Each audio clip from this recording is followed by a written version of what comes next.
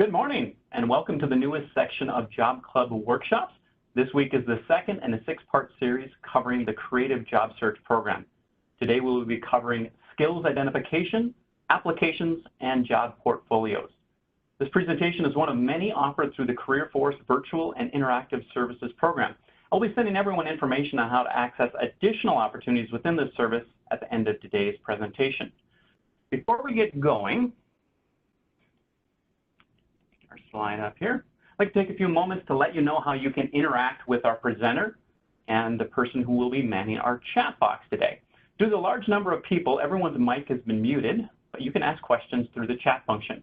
If you hover over the bottom of your screen, you can click on the call-out button, and this looks like a speech bubble to activate your chat function. I realize many people have already done that. We're kind of getting in a groove here. People know to introduce themselves. If you don't mind everyone seeing your question or comment, you can choose to send it to all participants. Please don't use the all attendees option. We will not be looking at that today.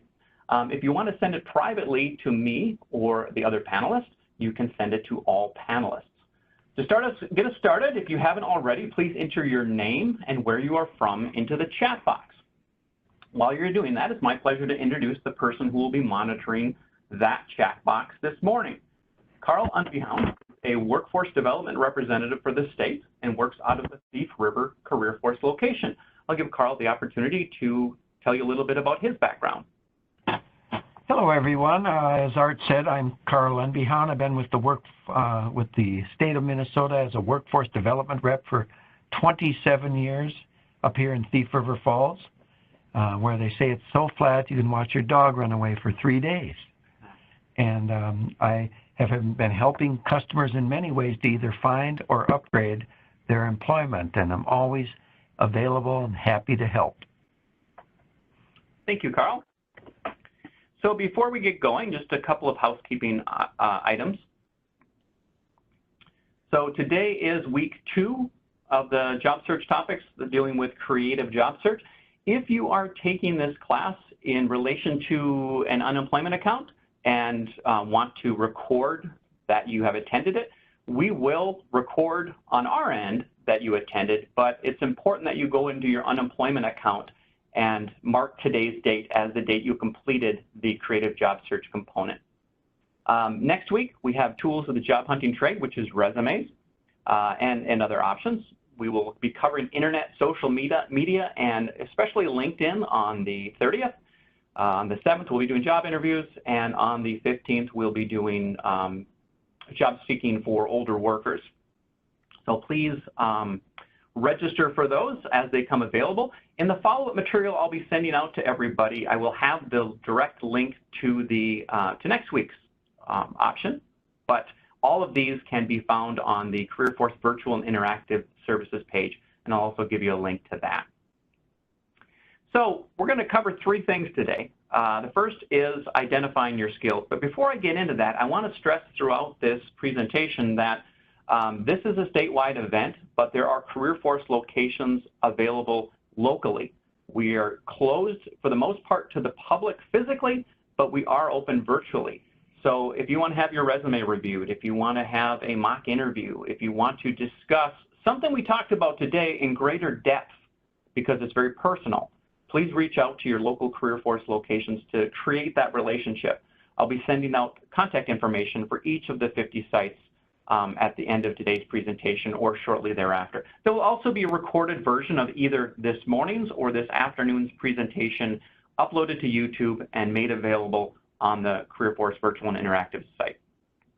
So what we're going to try to do through this first section is look at what skills you already have. This is not skills development, this is skills identification. So first off, pop quiz. This first part you do not have to type into the box, but I want to ask you, what is a skill?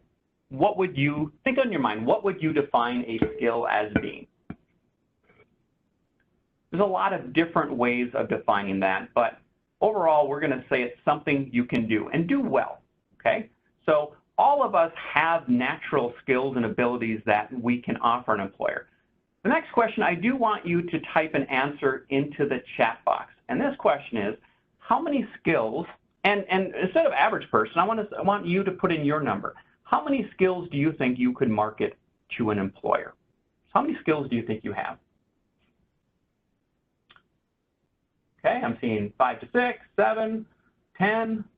Someone said 100, 20, 8. There's a lot of answers here. And you know what? The average answer we get is about 10. If you said 20, I would challenge you to take out a piece of paper and write down the 20 skill sets that you could market to an employer. That's not easy to do for anybody, myself included, before I thought of it in these ways. So someone said 1. Okay. Well, hopefully we will help you to figure out a way to identify more than 1 skill. So the average person has 500 to 800 skill sets.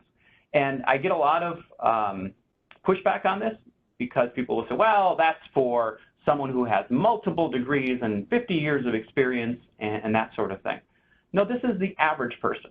And it makes more sense when we break it down just a bit, okay? So let's think of something that someone who's doing what I'm doing right now might have, okay? So first off, I'm going to say I'm being a trainer or facilitator right now, okay? That's a job title. And a lot of people define their skill sets by telling people their job title. Now think how confusing that can be for someone like an engineer. How many different types of engineers are there? Dozens. Some people consider an engineer to be someone who drives a train or runs a train. I guess that's the correct way of saying it. Other people might think of the Army Corps of Engineers or an electrical engineer. So job titles themselves are not descriptive. Carl's a great example of this. Carl's job title is Workforce Development Representative. Think about that. When you put that on a resume, you're bolding that and telling employers, here's what I want you to see. Here's what's really important for you to know about me. Do you know how many employers are looking for Workforce Development Representative? To my knowledge, 1, and that's the state of Minnesota, for whom he already works for. So it's really important to break down job titles into their component skill sets. So before we get into that too deeply, the average person will identify 10 skills. So if you said 10, great, you're right in the ballpark for what most people think. However, realize you have a lot more to offer, okay? Now, why is this important? The reason is the percentage of people who cannot sell or prove their skills during an interview, and it's a large percentage. What do you think? Just take a wild guess. What percentage?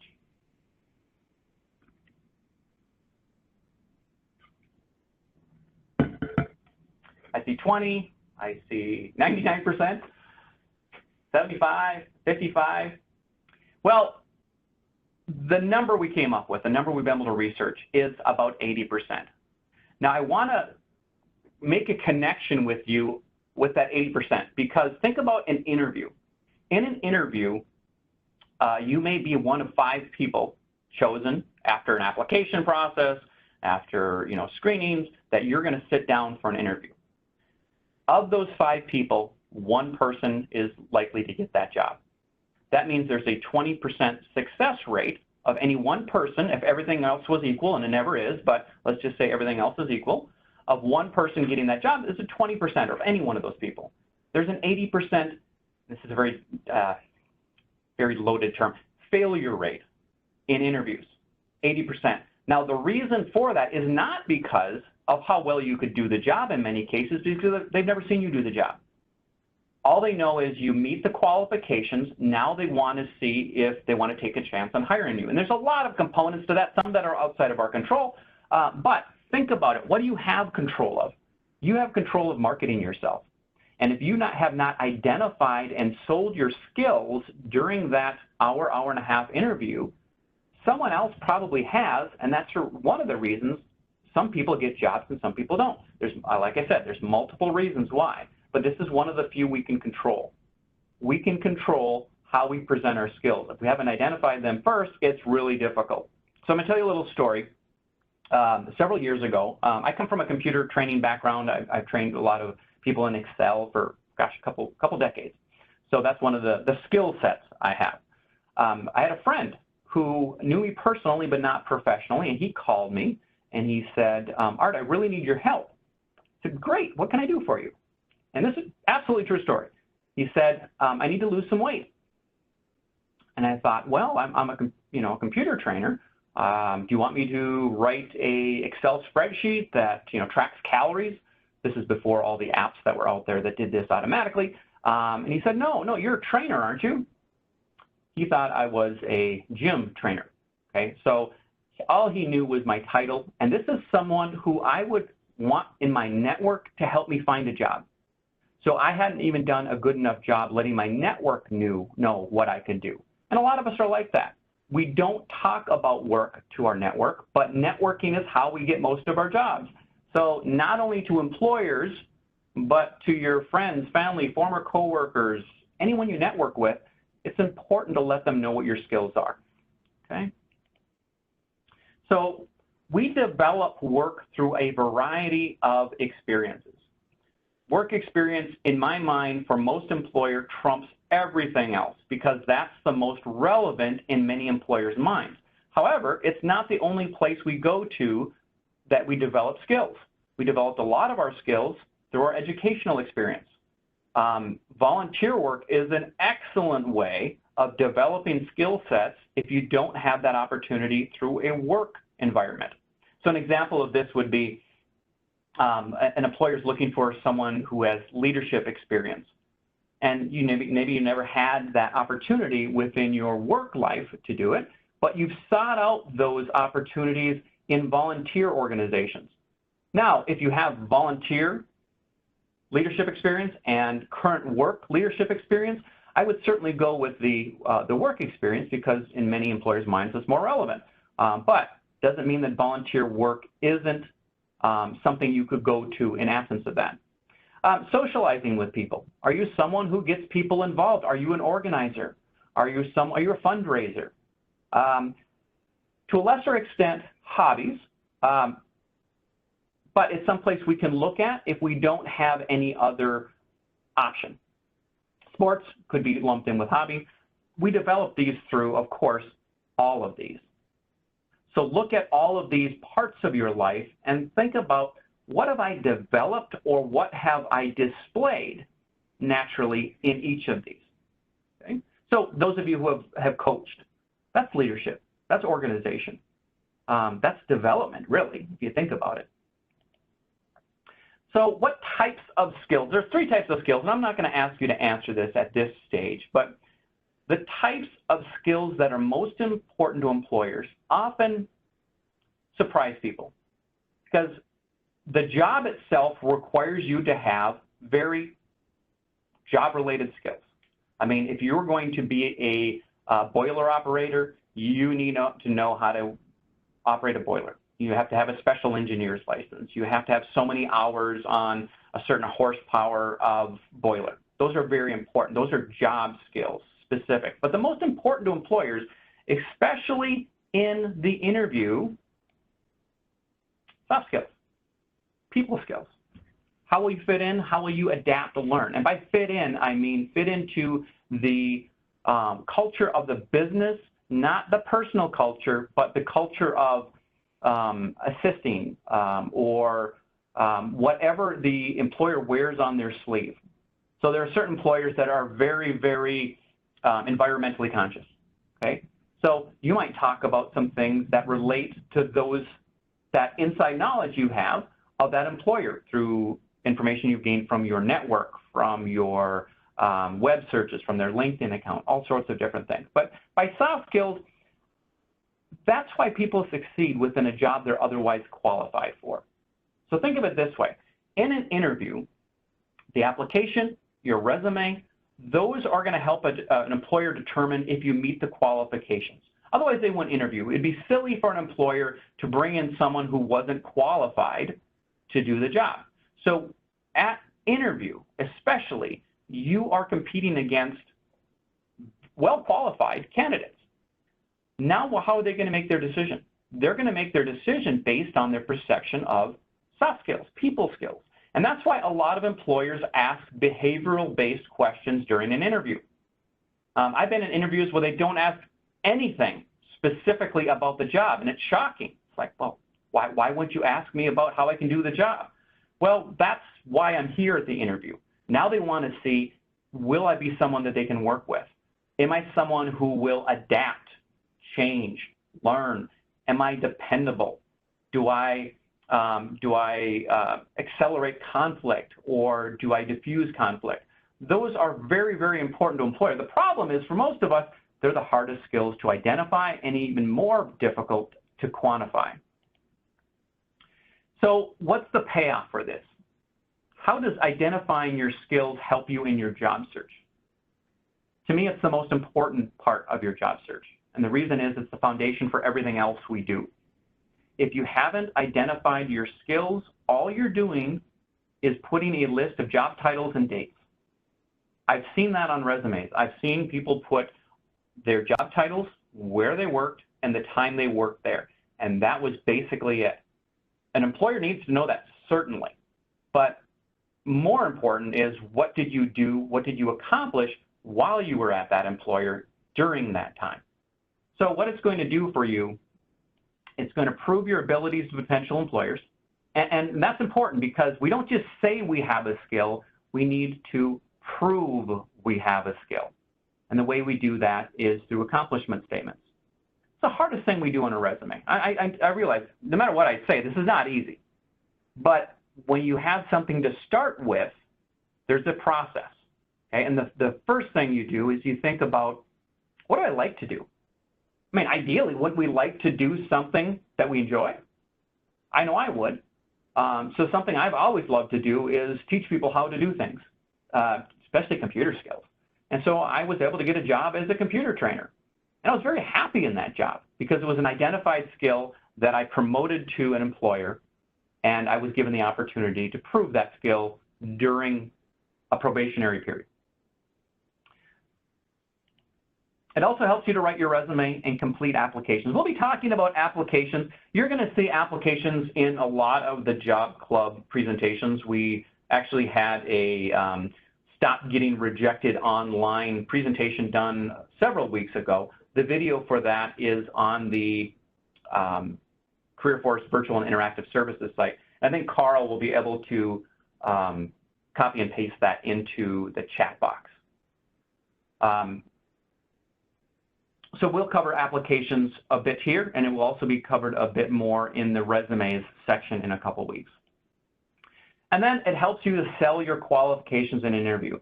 One of the nice things about job search today, as opposed to job search 20 years ago when I started doing this, is employers are very specific in their needs. In the past, think of what happened. Many of us, and this is dating myself a lot, initially looked for jobs through the newspaper. I'm not saying that's still not a thing you can do. They're still out there, but the vast majority of people go online. Okay? So what changed when that happened? Well, when it was a newspaper, it was maybe a paragraph or less, a couple sentences, something saying, seeking a qualified nurse or qualified RN, apply at Alina. Okay. The reason they did that was it cost them per word to put that advertisement in the Star Tribune or the Duluth News Tribune or whatever. And it is very expensive. A Sunday ad in the Star Tribune could cost like $1,000, a lot of money. So they would be very, very careful about the words they used. The issue with that was, at that time, we didn't have as much access to computers as we did before, so people would create a resume that was just a listing of the jobs they had done, non-specific to the needs of an employer, because an employer didn't give them specific needs. They made 100 copies of it, and they sent it out to everyone who was looking for a nurse. Today, that same nurse position at 4 different hospitals will have 4 different needs shown. Certainly, you will still have to be an RN. You will have to have that certification, that degree. But then they're going to say things like attention to detail, time management, extreme organization. They're going to spell out what makes you qualified. They're going to define it. And many people look at those definitions on a job posting and really hone in on the, oh, I have to type so many words per minute. I have to have a phlebotomy certification. and they say, those are the things I can really latch onto. I have them. I can prove that. Don't bypass the soft skills that are identified, because those are the things that make you someone that's easy to work with or difficult to work with. How many people here, and I want to say, just give me a yes or no. How many people here have worked with a difficult or negative coworker?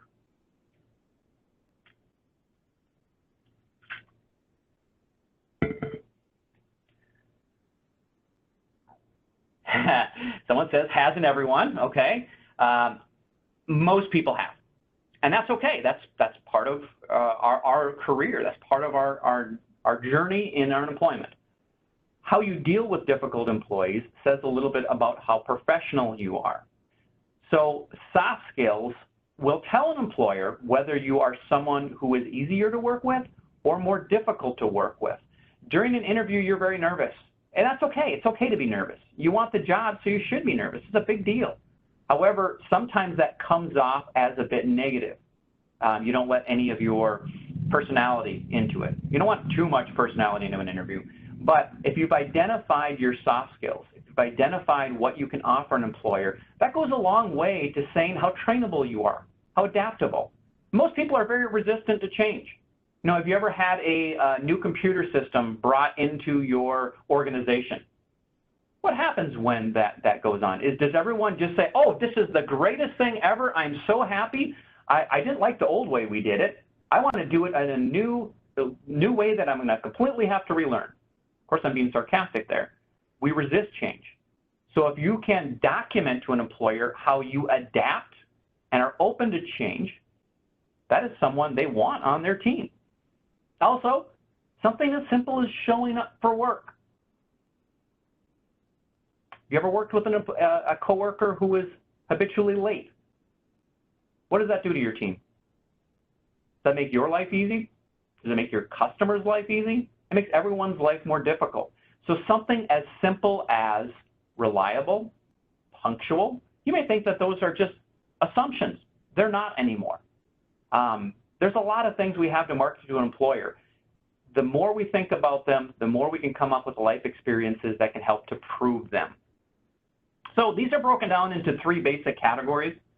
We have, as far as skills, we have soft skills, we have specific job skills, and those are the easiest to find, and then we have transferable skills used in many jobs. So soft skills, let's start with job skills. Job skills are very specific, such as an administrative assistant needs to know how to draft correspondences. An accountant needs to know how to calculate accounts payable. These do not always come from employment. They can be developed through education and life experience. But they're important to employers because they're looking for people with specific talents, okay? And those are the easiest stories to come up with because you can look back at your successes, what you have been given praise for, and say, oh, yes, I needed to do this, I did this, this was the result, okay? More difficult is self-management or soft skills. These could be sincerity, reliability, flexibility, motivation. They are more difficult, but sometimes an employer will actually define what that means, or at least list that skill set. So it's important to think about how in my career have I exhibited that. Transferable skills are kind of in the between, and that's why you have this diagram like this. These could be skills that are important because you may not have the exact skill or experience that an employer is looking for, but you might have done something similar in a past work experience, and therefore it could be a transferable skill. So if someone says that you have to be familiar with data entry within a certain database, okay? You may be trying to learn that database, but you've got data entry skills. You've got words per minute or keystrokes per hour statistics that you can put on your resume or talk about. And then your ability to adapt and learn or quickly pick up on things, it's a transferable skill and a soft skill that could lead an employer to teaching you the job skill. Any job you are on, any job you are hired to, even if it's very similar to the job you've done in the past, they're going to have to train you in some way, shape, or form. soft skills tell an employer you're worth training. So something to think about. So here's a quote from Bill Gates. My people have the confidence in their convictions and they know their skills. Have you ever been with a coworker who was just the go-to person? You know, think about it. Who in your office, when you had a computer issue, who did you go to? If you had a difficult customer who was being very angry and you needed to diffuse the situation, who did you call? Who had the inside knowledge of policies and procedures within your organization? Those are people who know their skills. They get known for those skills, and they hold onto their job longer than anyone because they become essential to the employer. Not because they can do the job they were hired for, but because they know what they can offer, and other people do too because they've displayed it. They've been successful in displaying it. I'm not a big believer in telling employers a bunch of things they don't need to know. However, if there are related skill sets that you could anticipate an employer finding benefit in, those are good to develop too. If nothing else, it's something you can add on to one of the answers in an interview. It's like a value-added statement. They can say, you know, while I was doing this supervisory project, I was able to utilize some of the experience I had in rebranding. Okay, so many companies go through rebranding. It might not be something they're looking for on the job posting, but it's the skill set you have to offer, and it's a transferable skill set.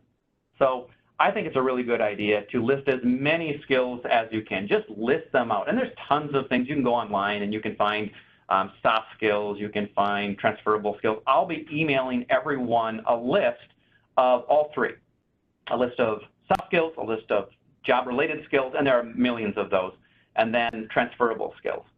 Looking through that list can help you get a start, but don't leave it at that.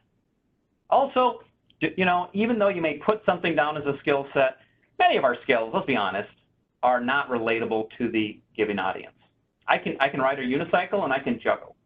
I have never seen a job posting that requires either of those. So even though it's a skill set, it's not something I would market or even bring up in the conversation for an employer because it's just not needed or even anticipated to potentially be a value added. However, it's a good idea to get it all on a piece of paper and then you determine what's most important to the given audience.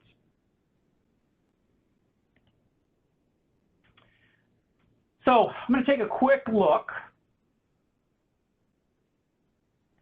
and see if there are any questions before we move on.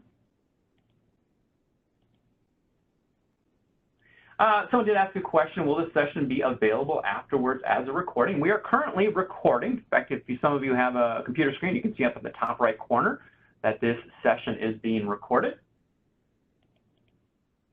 It does take a while to get it up to YouTube because we got to make sure that it all recorded right. Sometimes what I try to do is send the follow-up material the day of, but I'd much rather send it to you tomorrow morning once I've had a chance to upload that video to YouTube and then just give you the direct link rather than saying in a couple days it will be available here. So I will get right on that and try to do that as quickly as possible. Let's see here. So I did a good question here. How and when do you tell an employer you need a medical accommodation to telecommute? So if there's an accommodations network, I will add that, that information into the follow-up slides. At the stage of application, at the stage of, before they offer, if you can do the job and just need a little bit of accommodation to do that job, that's something you ask at offer once they've offered the job. Now, there are many, many variables to that. There's a ton. So, are they going to see the potential of accommodation when you come into the interview? Is the accommodation something that would prevent you from doing the core responsibilities of the job? There's a lot of variables to that, and so I can't give you a direct answer. At all Career Force locations, we do have vocational rehabilitation, which they're the experts in that field. They understand the accommodations network. I'll give you that information as they follow up. All right. So how would you show a skill of good work ethic or always showing up for work? So this has changed a little bit in the last several months. In fact, a lot of things have changed about how I present this material. If you're someone who has had 1 or 2 sick days their entire career, you may be very proud of that. And you think of that as work ethic.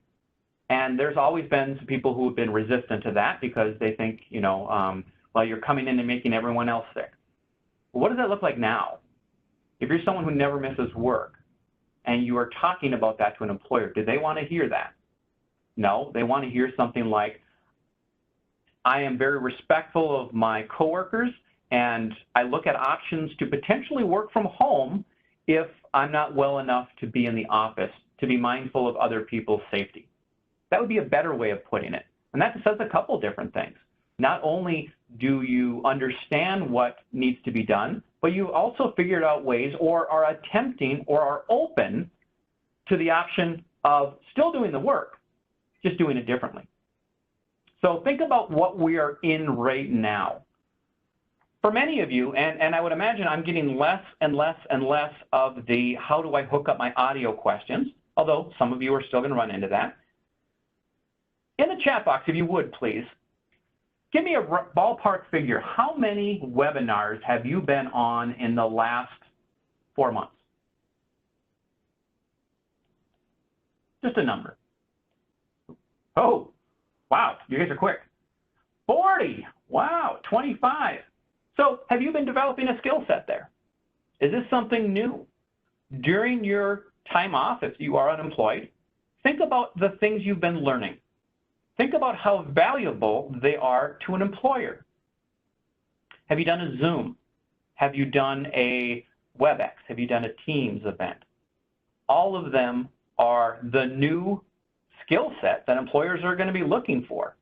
I just talked with someone yesterday and they said, yep, I just applied for a job. And I said, what is it? It's doing training. Like, oh, you're going to be traveling all over the place? No. They found out that they can do this training in the Ukraine, in California, all over the world, all over the country, from their homes. The only way they were able to do that is they were forced into doing it because of what we're dealing with now. It created a new skill set. It has, in some instances, created a new industry. Telecommuting was always something that employers were looking at as a potential. We were forced into proof of concept very quickly. Now, not all employers like it. It doesn't work for everybody, but it is something new you can talk about as a skill, something you've been developing while you've been unemployed. All right, I'm going to move on to applications. So applications come in a variety of ways. You know, there are still employers that have you fill out an application. I've always said that when you know one application, you know one application. And there are some standard things that will be put into each application, but they're so widely different nowadays. Some applications have a video screening component. Just yes or no, has anyone had an interview or an application that they've completed that part of the application required them to answer some canned video responses? We're getting some yeses, some nos. Someone had a PetSmart. No. Okay. I worked with someone who had 5 of them in a row. Okay. So applications are a lot more varied than they even used to be. When they went online, that was a big transfer. Now they're a screening tool in and of themselves. Some employers have a personality profile that they have you do, an honesty profile. So it's not a bad idea. If you are looking to work for an employer, search out through your network, through websites such as Glassdoor, LinkedIn. There's tons of them out there. Trying to think of another one. It's escaping right now, but they will be included in the notes.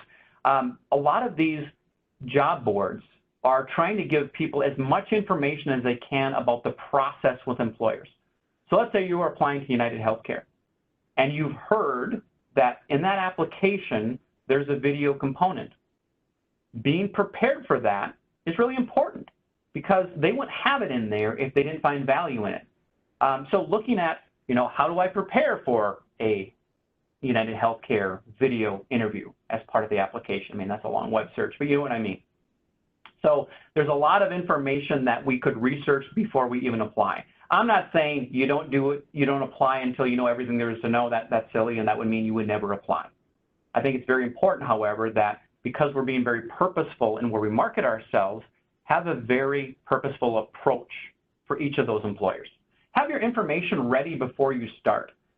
Exact dates, addresses, phone, salary, etc. I know many of you did receive a personal work history follow-along document from last week. I will also be sending that out this week, personal data record. And the reason this is important is some opportunities fall in your lap spur of the moment. You may find out about a job the day before it closes. If you have to gather all that information, I mean, it's somewhat easy to tweak your resume, and you can pull a lot of that information from your resume. However, if your resume only gives years of employment, and they are very specifically asking for exact dates, please, please, please, while you are applying, while you are job searching, while you are networking, whatever, spend a little bit of time every day to think about what's missing. What else could I add to the information I already have?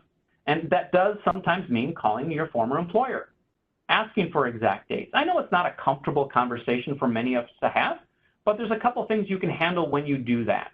You call and ask for the exact dates of start and of the time you left. And then you might also want to ask what information is given when employers call. Now, there's a lot of confusion on this. Many people assume that employers can only give dates of employment on a call like that. And in most cases, that's not true. That's their policy. That's not the legal response. And by that, I mean, if I was, I'm going to put on me, I hate to say if you were, if I was fired from a job because I robbed them, I stole supplies, over $5,000, which maybe bring it to a criminal offense, to a felony. And they can prove that, and I was convicted. If someone calls to check on my employment with them, I can't say, I didn't get this job because you told them I was convicted of stealing from you, because that's the absolute truth. If they say he was fired because we didn't like him or he was a bad employee, that's a little more difficult. And they potentially could get sued. I'm not saying it would be successful, but no one wants to put themselves in that situation. So many employers have decided that we only give dates of employment, or we only give this information. So knowing that would be better than assuming that.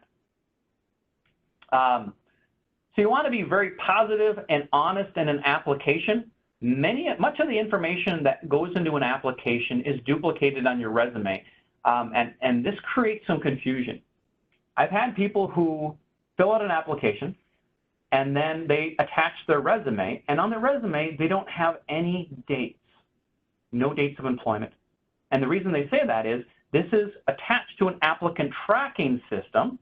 They have all my dates. I'm going to utilize my resume to talk about what I did during that time. I would recommend against that highly. And the reason is some applicant tracking systems, if there is not dates on the resume, they will be, in some cases, filtered out. Even if it's not an applicant tracking system looking at it, be aware that when the person who is making the hiring decision is looking through documentation, it's silly, I know, but very rarely are they looking at the application. They're looking at your resume. I've been on interviews many times where employers had never seen my application. That was HR looking at that information and then forwarding on the resumes to the interview committee. So yes, it's some duplication. Obviously, there are some sites that will work very well with the resume, and it will parse that information and it'll upload it to the application. Be very careful with that. Some resume formats work very well. Even for those that work very well, it will sometimes take your your first job and put in the objective, or it'll put an objective as a job without dates, and therefore it's an incomplete application. One of the really nice things is many employers will not let you submit an incomplete application. I'm sure that's happened to all of you where you try to go to the next screen and find out that it will not let you go. However, read through anything that's auto-uploaded. I like filling out my application if I can myself. Think of the purpose of an application and a resume. In my mind, and this is just how I think of it, an application is a filtering tool created by and for employers. A resume is a marketing tool created by and for you, okay? So think about this. If you're attaching your marketing piece to a filtering device, they may never see the marketing, okay? So a resume is great, and we'll talk about this in a couple weeks, and I'm sure you've heard this before. Don't just let it sit on applications. Use it as a tool in and of itself to inform your network, to send to a reference, to maybe do a networking contact that you want to reconnect with. Maybe you could give them the resume. One of the I don't want to say tricks I've used over the years is I want to have someone look at my resume. I also want them to be informed of what I can do. So sending your resume to a reference and asking them to critique it does a couple things. One, it gets them up to date on what you've been doing. Two, it brings them more closely into your job search. And then three, the intended purpose, it allows someone else to look at your document and determine if there are any errors on it. It's very hard to look at a resume objectively. The problem with applications is a lot of that same information is put out in applications. We don't have people critique our applications in almost all cases. So copying that information into a Word document, having it ready, you're going to be able to spell check it. Maybe going over the things you want to put in various applications and having someone take a look at that wording on that. Of course, you want to use the keywords specific to the employer's needs, and that will be identified on the job posting. This is a chance to sell your skills. So use the space wisely. You know, there's a character limit on a lot of these things. Make sure you're using whatever it takes to tell your story. You don't have to talk on and on. You don't have to fill up every form. However, one-word answers, you know, simple little I have that type of statements usually don't make an impression. Follow directions. Be complete and be neat. I know that most applications are done online. There are still some that are done by hand. And writing from copy is a lot easier to be neat. If you can ever get the application to take it home, making a photocopy of it, filling it out first on the photocopy, correcting any errors, and then filling out the actual application as the final product is sometimes, in most cases, beneficial, not always available to you. That follow directions things, I'm sure you've all heard the stories about applications that will screen people out based on attention to detail. I've come across two of these in my career. And the reason was an employer had the anticipation of getting far more candidates than they could effectively screen. So they put something like, read all directions thoroughly before you fill out this application. And then on the last page it said, skip the first two sections. And, you know, someone fills out the application, they turn it in, they didn't realize they made a mistake, and they're filtered out. One of the trickier ones or stinkier ones was there was an employer who had a red pen and a green pen. Now, most people say don't write things out in red, so they chose the green pen. Well, it says on the end of the application, only fill out in red. I don't agree with that in any way, shape, or form, but I do want to say it's a really good idea, even if they're not trying to trick you in any way, to read the instructions thoroughly before you start filling things out. If nothing else, it's going to save you some time. Okay? So this speaks to attention to detail, proofreading. We're going to do a quick exercise here. If anyone had been in the resume class a couple weeks ago, I did use this. I've been using this tool for about 20 years. I saw it in the early 90s on a news program. Through the wonders of the internet, I was able to locate it. All I want you to do on this is I want you to read these 4 lines of text that are in the white area. There's no tricks to this, by the way. I want you to spend 15 seconds to count the number of F's you see. F as in Frank. And then in the chat box, give me the number. Just be honest, read through it, count the number of F's, and put it in the chat box. And I'll give you 15 seconds of absolute silence to do that.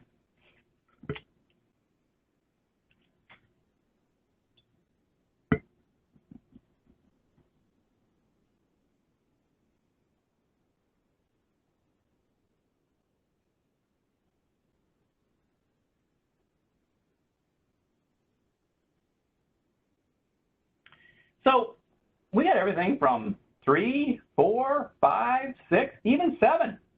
Okay? Now think about that. How difficult were my instructions? All I said was count the number of F's. Well, someone said 3 unless you count the titles in 4.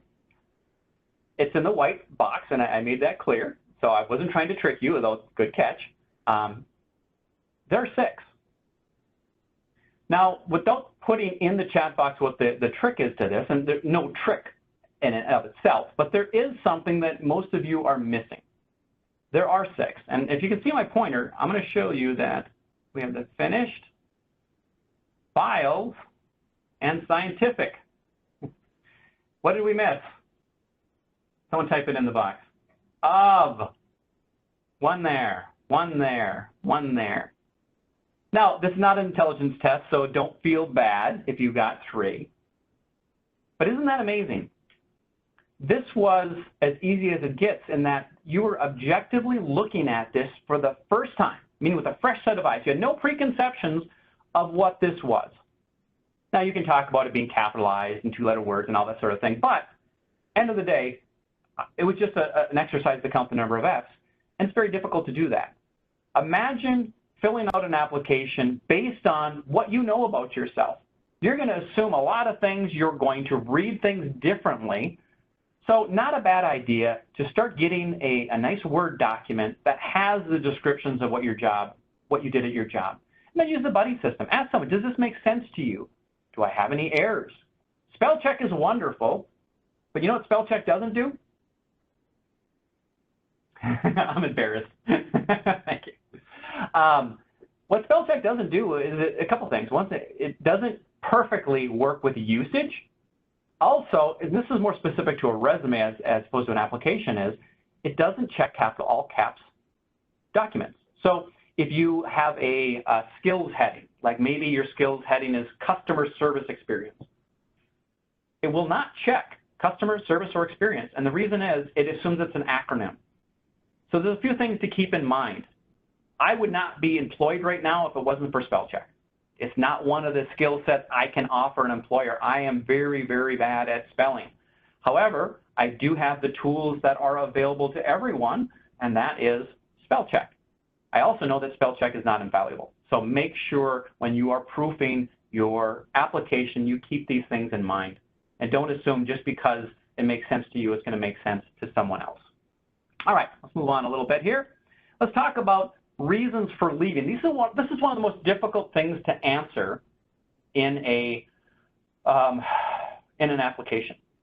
And it's one of the most emotional questions we deal with in job search as a whole.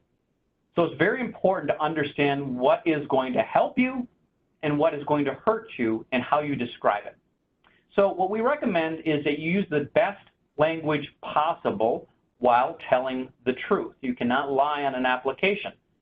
Lying on an application, it's a legal document from that employer standpoint and is a grounds for termination even years after your employment.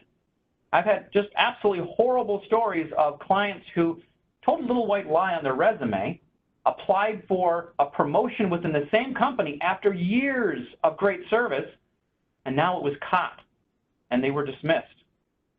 My resume was checked 7 years after my initial application for employment. My application on my resume was checked 7 years after, and the reason was a newer employee had lied on their resume, said they had something they didn't. It exposed us to liability, so they went back and checked everyone's initial hire.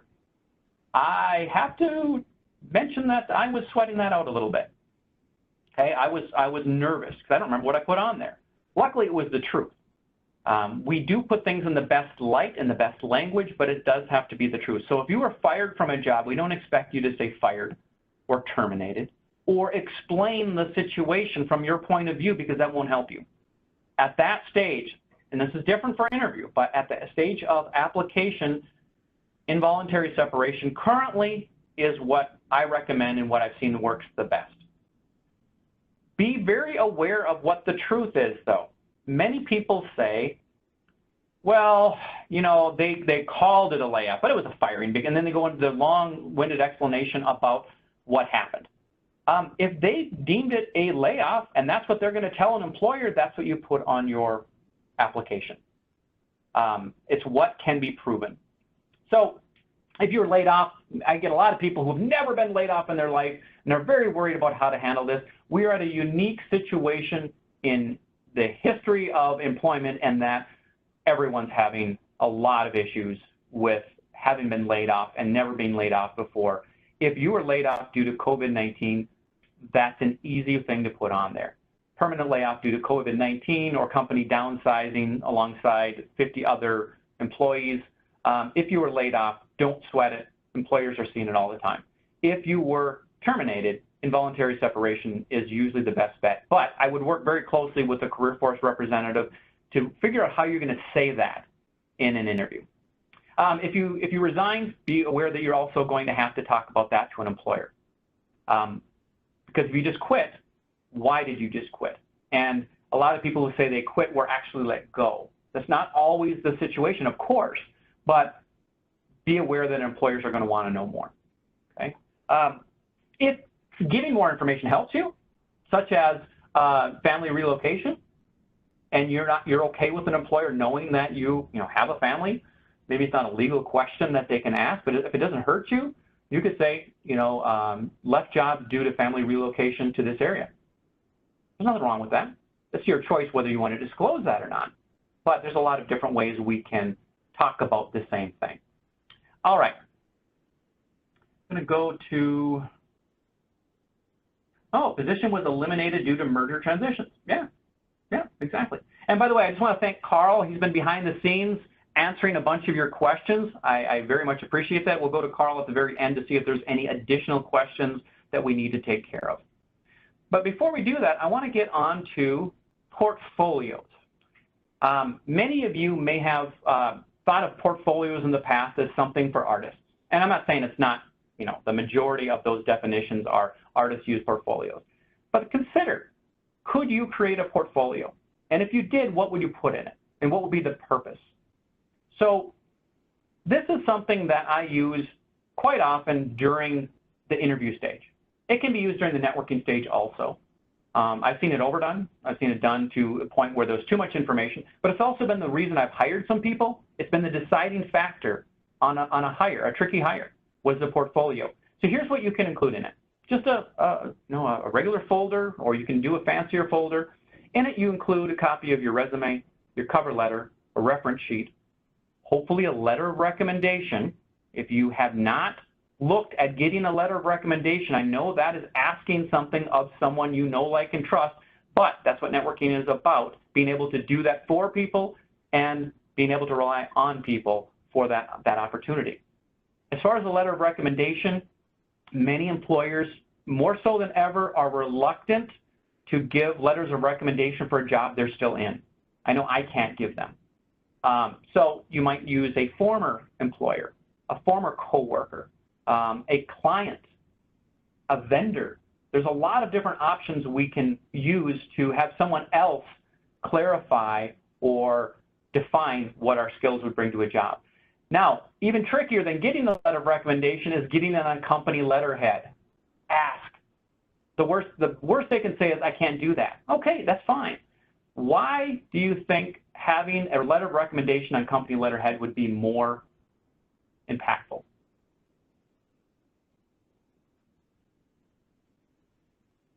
Anyone have an idea? Why would having a letter of recommendation on company letterhead be more beneficial to you? Okay, more official looking and not just made up possibly. It looks professional. Implies endorsement. Thank you. Thank you. We'll back it up. Okay, so I live in Twig, Minnesota. Does anyone know where Twig is? It's exactly what it sounds like. It's a very, very small town in northern Minnesota.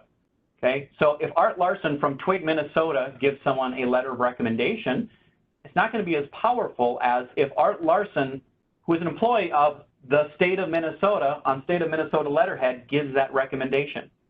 I've been told by my boss for grant applications to go back to someone who gave us a recommendation or letter of support and have them ask them nicely to put it on company letterhead, because it's more impactful.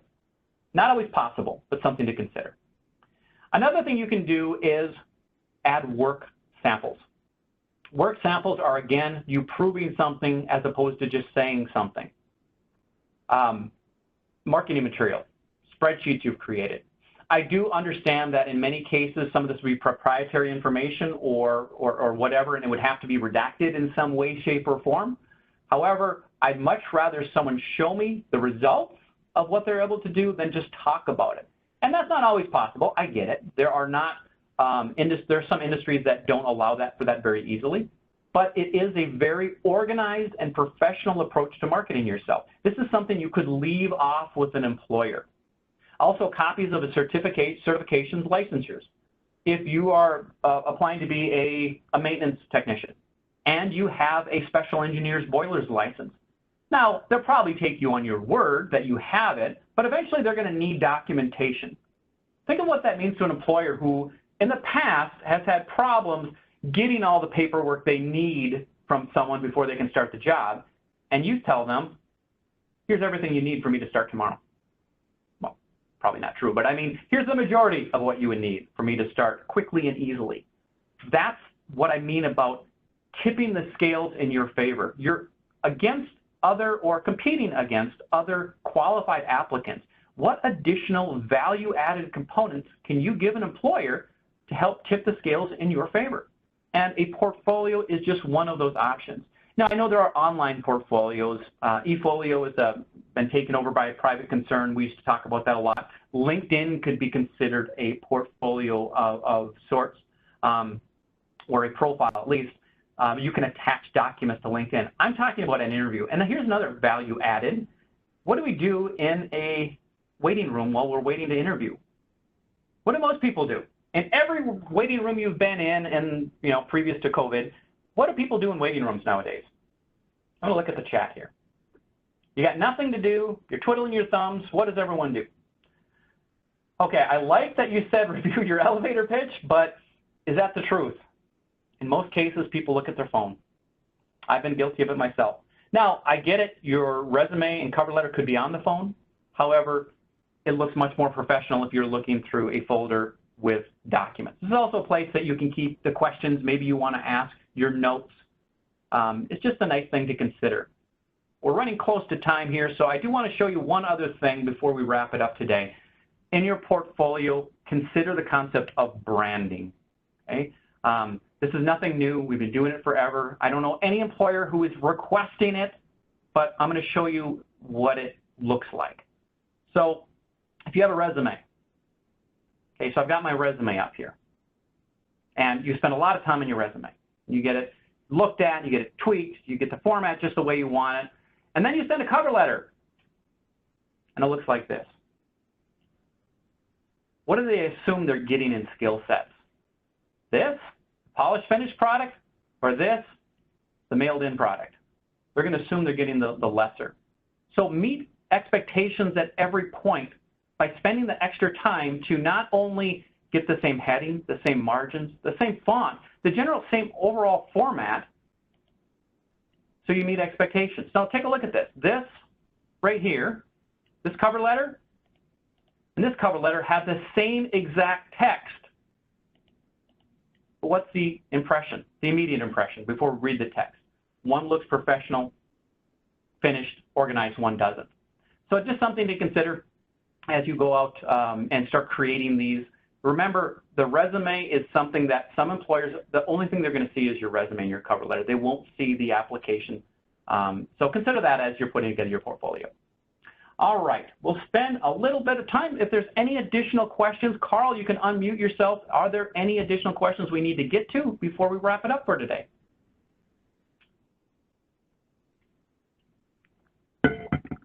You have to unmute yourself, Carl.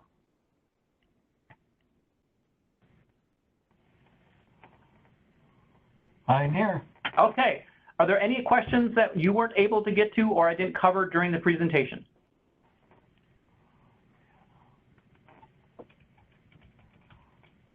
I think Carl's responding to some questions as we go through this.